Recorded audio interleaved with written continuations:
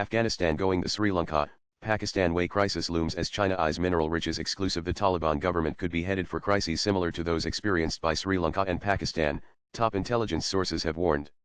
Sources say Afghanistan is on the brink of falling into a debt trap akin to Sri Lanka's Hambantota port crisis, attributed to China eyeing the country's $3 trillion precious mineral market.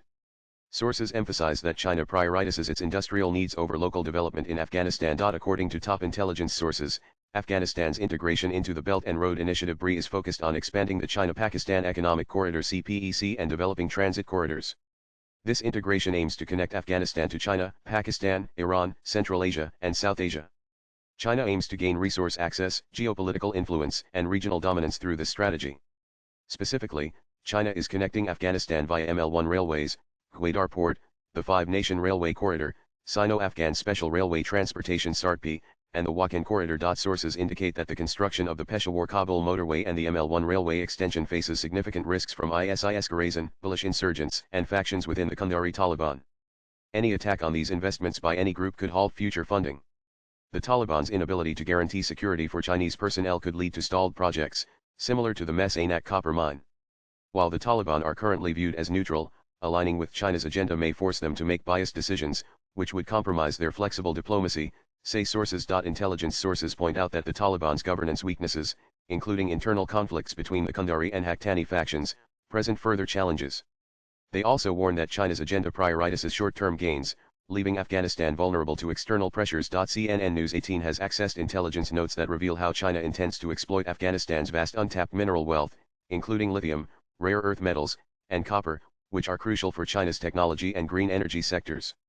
Projects like the Sino-Afghan Special Railway Transportation (SARTP) will facilitate the efficient extraction and transport of these resources to Xinjiang. Additionally, the Amu Darya Basin oil deal, valued at $541 million, and future mining agreements will secure long-term energy and raw material supplies for China. Swipe left for next video. By connecting Afghanistan to the Gwadar port via CPEC routes, China aims to bypass India's Chabahar port, redirecting Central Asian and Afghan trade through Chinese-controlled routes, say sources. This strategy will enhance Gwadar's commercial viability and generate revenue for China.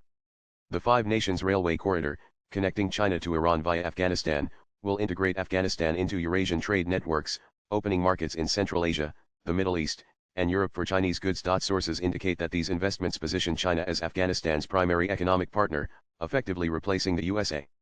Consequently, the Taliban will find themselves dependent on China for investment, similar to Pakistan.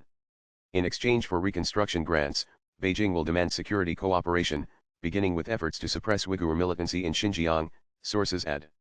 The Taliban have already agreed to suppress groups such as ETIM, aligning closely with China's agenda. Intelligence sources note that economic integration via the SARTP and Wakhan corridor will increase stability in Xinjiang, boosting local economies and discouraging separatist movements. Latest blogs.